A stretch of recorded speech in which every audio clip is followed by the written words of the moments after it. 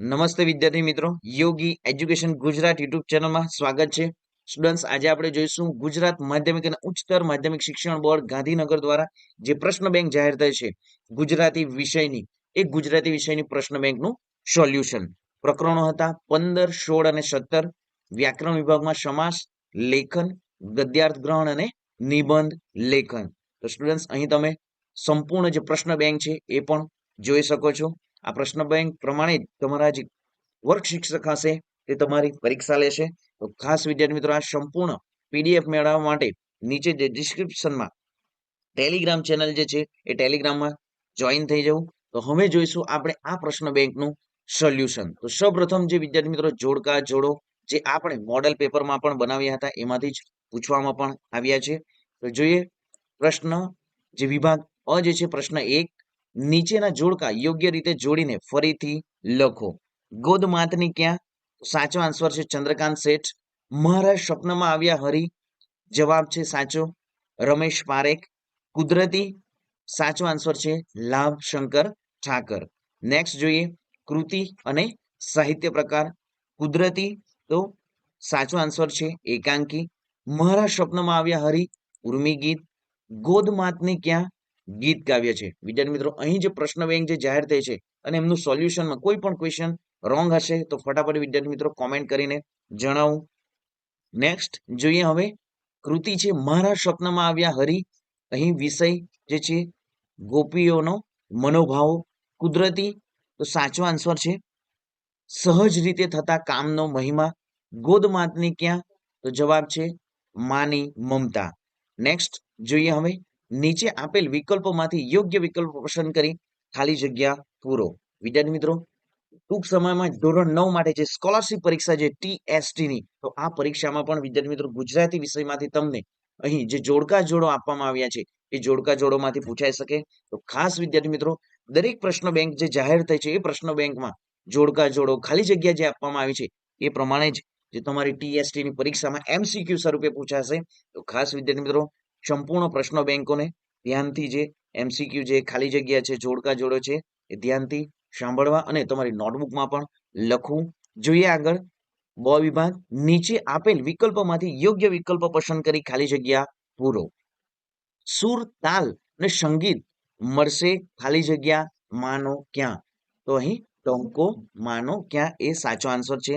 Next Labhshankar ઠાકરનું ઉપનામ ખાલી જગ્યા છે. ઓપ્શન પણ તમને અહીં આપવામાં આવ્યા છે નંદ, સામવેદી અને પુનર્વસુ. તો સાચો આન્સર છે લાભશંકર ઠાકરનું ઉપનામ પુનર્વસુ છે.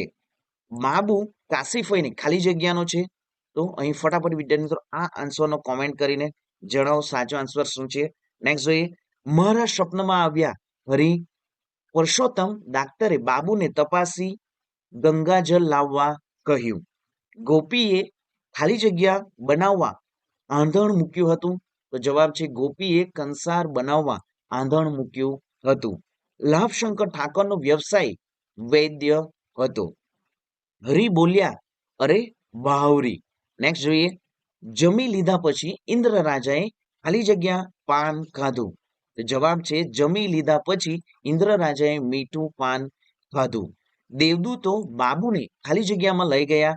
તો દેવદૂતો બાબુને સ્વર્ગમાં લઈ ગયા. નેક્સ્ટ જોઈએ નીચે આપેલ પ્રશ્નોના એક વાક્યમાં ઉત્તર લખો. તો અહીં બાબુનો મિત્ર દેવલો સ્વર્ગનો શું બની ગયો હતો? માના ટહુકા પાસે કોની વિસાત નથી? મનની દ્વારિકાના શુભા પંક્તિમાં કાવ્ય નાયિકાનો કયો ભાવ વ્યક્ત થયો છે? માતની આંખોમાં કવિ શું પ્રાપ્ત કરે છે? સ્વર્ગના નિયમ મુજબ કયું કાર્ય પુણ્ય કાર્ય ગણાય છે? કાવ્ય નાયિકાને શા માટે બાવરી બની? લાભશંકર ઠાકરનું પૂરું નામ જણાવો. તો વિદ્યાર્થી મિત્રો, અહીં જે એક એક વાક્યમાં જે ઉત્તરો છે એમાંથી જ તમને તમારા વર્ગ શિક્ષક તમારી એકમ કસોટીમાં જે 25 માર્ક્સની તૈયાર થશે તેમાં ક્વેશ્ચનો આપશે. તો આ સંપૂર્ણ ક્વેશ્ચનો રીડ કરી લઉં અને વિદ્યાર્થી મિત્રો તમારી આવનારી જે દ્વિતીય પરીક્ષા જે છે એમના પણ મોડેલ પેપરો ટૂંક સમયમાં જ વિદ્યાર્થી મિત્રો આપણી યુટ્યુબ ચેનલ પર મળી જશે. તો ચેનલ સબસ્ક્રાઇબ નથી કરી, સૌપ્રથમ ચેનલને સબસ્ક્રાઇબ કરી દો.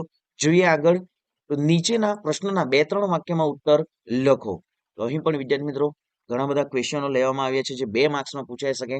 તમારી દ્વિતીય પરીક્ષામાં પણ પૂછાશે આમાંથી જ, અને જે વાર્ષિક પરીક્ષા છે વાર્ષિક પરીક્ષામાંથી પણ વાર્ષિક પરીક્ષામાં પણ વિદ્યાર્થીઓ આ પ્રશ્ન બેંકોમાંથી જ ક્વેશ્ચનો પૂછવામાં આવશે.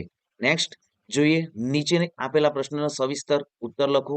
તો અહીં ગોદ માતની ક્યાં કાવ્યમાં કવિને માતાની અધૂરપ ક્યાં ક્યાં અનુભવાય છે, શા માટે?